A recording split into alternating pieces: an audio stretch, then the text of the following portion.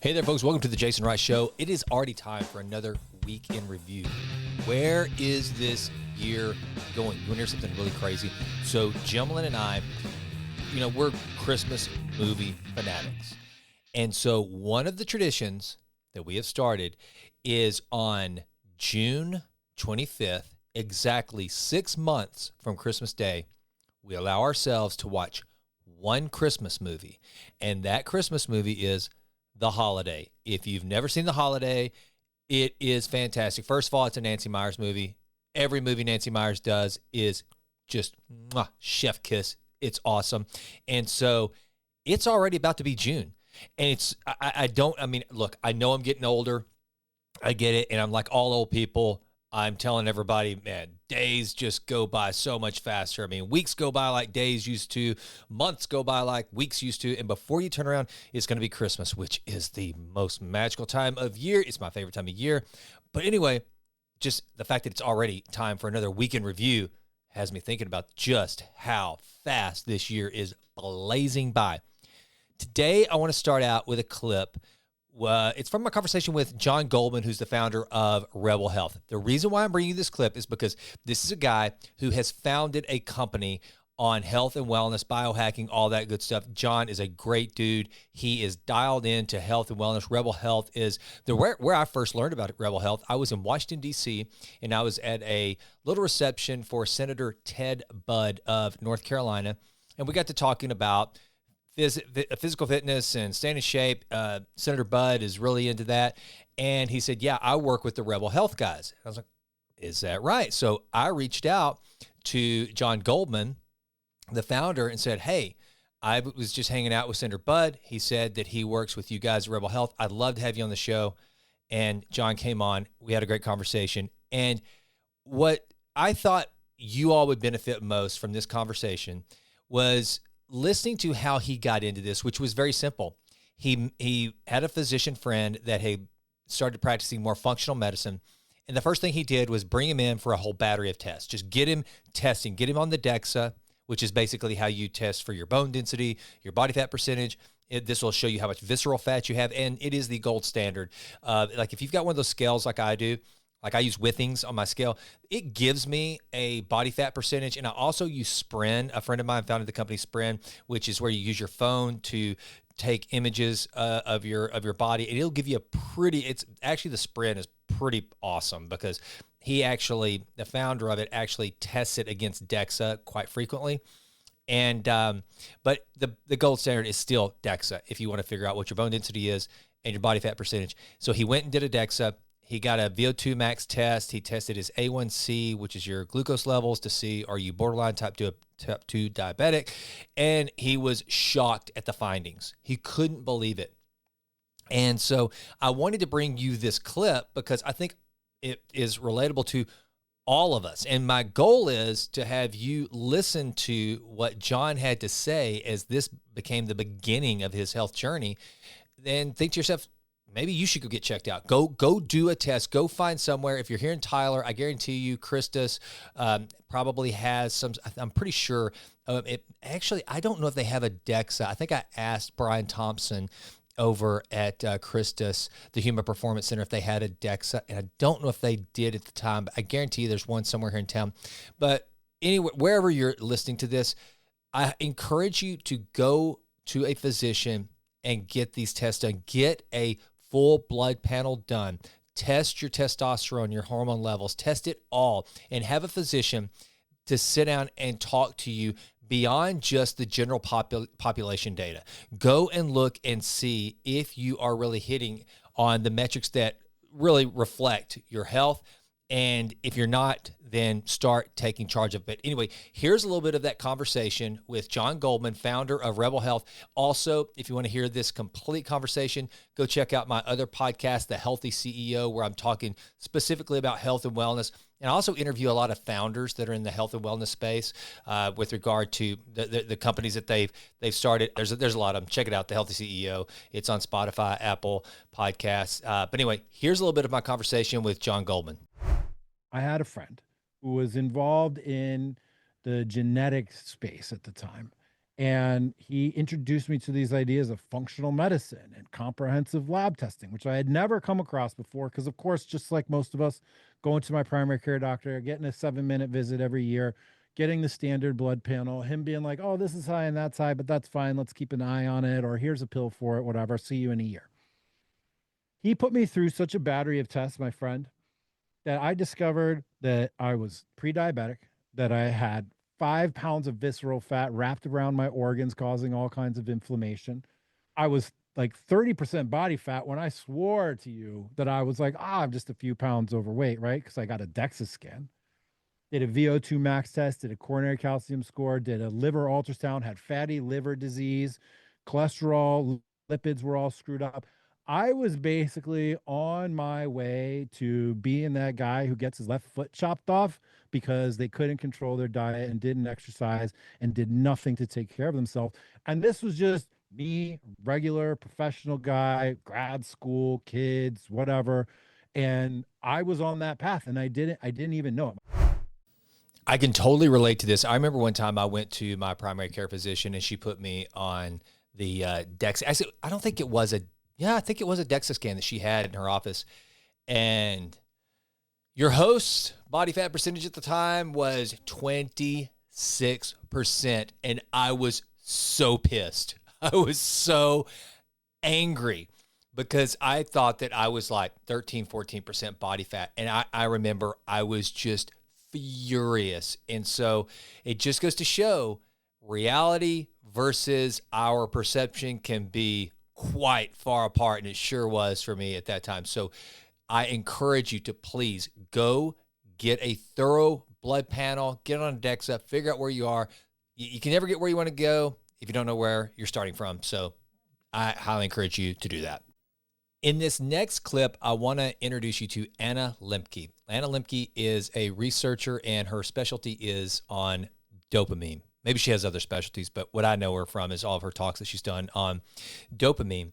And one of the things that she has talked about is the fact that it's not so much that dopamine in and of itself is bad. We need dopamine to survive. In fact, there was actually a research done years and years ago, an experiment in which they took mice and they removed the part of their brains that created dopamine. Now, what happened was if you gave the mice something to eat, they would eat it. But if you didn't give it to them, they would never go eat, or they would never drink. I think they had some sugar water as well in there. And the mouse would actually starve to death because the dopamine was what created the mouse's desire to eat or drink the water. So we need dopamine. It's not in and of itself bad. But one of the things that we're doing in our society of just overabundance, where we have everything we want at our fingertips, and that's what's kind of crazy when you see all these people that are constantly complaining, going, rioting, marching, and all this stuff.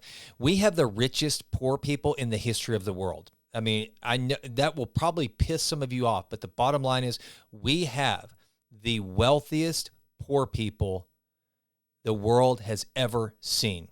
If you are a lower middle class American, you live better than an 18th century king of France. It's just that simple. We have so much. And so our bodies, one of the things I learned from Anna Lembke is that ancestrally, our brains are built for survival first and foremost. They're not built for all these cool things we get to do now, like do podcasts and read books and just enjoy, to stop and take the time to just enjoy life. Our brains are basically designed for survival.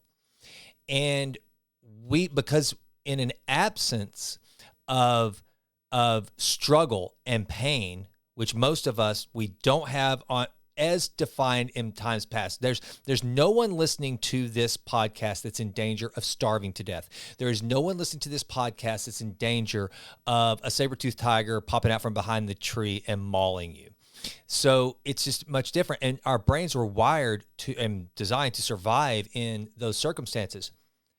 As a result, to this decision fatigue, we now rely on dopamine as a way to solve our anxiety, to get us out of this kind of stressful. Our brain is telling us that we're too stressed. And I found this clip from Anna Lembke very impactful in basically describing how we need hard things. Along these lines, if you've never read the book by Michael Easter, Comfort Crisis, highly recommend it. He talks about how we are essentially, as a species, too comfortable. We're just too comfortable. We have got to get to where we force ourselves to do hard things, do things that are uncomfortable. And the dopamine that you get after that is absolutely well worth it. So check out this clip. We are wired reflexively to seek out pleasure and avoid pain. And yet now when we do that, we're bound to encounter misery. People have become less and less happy over the past 20 to 30 years. And that decrease is most striking in the wealthiest nations in the world. A complete paradox when you think that we have so many privileges in this country, and yet we must be getting something fundamentally wrong. I think that what we're not recognizing is the ways in which overwhelming overabundance is actually a stressor. And because our brains were not wired for abundance, we were wired for pain. Our brains are compensating by downregulating all those feel-good hormones and neurotransmitters. The kernel of that is also the answer to our problems, which is that we have to actually intentionally seek out pain, and we have to downregulate our consumption. Today's sponsor is Authentic Health. You can check them out at shopauthentichealth.com, and I hope you will. I hope you will order their foundational stack. That's going to be F1, F2, F3. F1, that's your essential nutrients. F2, that's your essential fats. It's going to help with cell signaling. F3, that's going to be your essential amino acids. Did you know, if you're like me and you fast throughout the first part of the day, did you know that taking one serving of essential amino acids is the equivalent of the protein content that you would get in a 29-gram whey protein shake? So if you're fasting and you don't want to break it, but you know you need that protein early in the day, essential amino acids are a great way to do that. Also, if you use promo code Jason, you're going to get 10% off. So check out shopauthentichealth.com. Get the foundational stack right now. Use promo code Jason for 10% off. Now, back to the show. So finally, I had an episode here, I don't know, maybe it was a Monday Morning Mentor or something about not smoking marijuana. There's an article that I read, actually it was an opinion piece in, it was an opinion piece in the Wall Street Journal I found on marijuana that I found pretty interesting. It had to do with the fact that the Trump administration last week moved to reclassify marijuana as a less dangerous drug. Is the goal to reduce America's collective IQ? Yeah, honestly, that's what I think that a lot of politicians and all these people are doing. They want a dumber, more docile, more compliant populace, and weed is a good way to get there. The main practical effect of the Justice Department's reclassification of cannabis as to a Schedule III drug under the Controlled Substance Act will be to let marijuana growers and retailers deduct expenses from their taxes like other companies. It will also send a message of government approval for a drug that is harming young brains. A study last week by researchers at the University of California, San Diego, of 11,000 adolescents offers timely new evidence. It found that pot users experienced impaired brain development compared to non-users, including worse verbal recall, processing speed, inhibition control. I encourage most all of you to control your inhibitions, please. That's just side note. Working memory and spatial skills. The researchers controlled for sociodemographics, family history of substance use disorders, parental substance exposure, and a teen's use of other substances. This rules out confounding factors. On many cognitive measures, the study found pot users had performed better at younger ages than non-users, but as they got older and used more pot, they flatlined. While their peers continued to improve, these differences may seem small at first, but they can add up in ways that affect learning, memory, and everyday functioning, says the study's lead author, Natasha Wade. So here's my take on weed. Like any other bad habit, if you want to do it, go for it. That's fine. But as we're living through a time where everyone is, not everyone, but there's so many people talking about the wealth gap widening. I think that if you continue to have one group of people smoking weed, drinking, just basically living a hedonistic lifestyle that is self-serving, self-involved, narcissistic, and you have other people that stop and think, how can I get smarter? How can I read more? How can I get myself healthier? How can I learn more? How can I, instead of going with groupthink and going into the herd saying that AI is bad, instead I can try to adopt and understand it and use it to make myself better. Like I did an episode of the podcast here recently where I talked about how I am using AI to help close some of the gaps of the things that I am really terrible at, like editing. If you're someone who is willing to take advantage of this most amazing time to be alive in all of human history, then you're going to be a part of that group that continues to make more money, that continues to be smarter, that you survive, and you're basically not going to be as impacted. There's never going to be a time when we completely shield ourselves from the problems of society. But like John Wayne said, life is hard, and it's a lot harder to go through stupid. If you are someone who is stupid, and if you're someone who's an idiot, don't enhance it by smoking weed. That's just my take. I know it sounds judgy. I know it sounds self-righteous, and I have no moral stance on this. I don't think it's immoral to drink alcohol. I don't think it's immoral to smoke pot. That's not what I'm saying. I'm just here to say that if you want to get smarter, if you want to get brighter, and if you want to continue to improve always and always, put down the fatty. I'm Jason, and I'm out. Well, that does it for this episode of The Jason Wright Show. Thank you so much for listening. This has been a Texas Titan Media production. Fourth Wall did the music. And as always, thank you so much for listening. Please consider going out to jasonwrightnow.com and signing up for the Vitruvian Letter. Also, please go out to iTunes. It takes like 30 seconds to just leave us a 5-star rating. It does wonders for the podcast.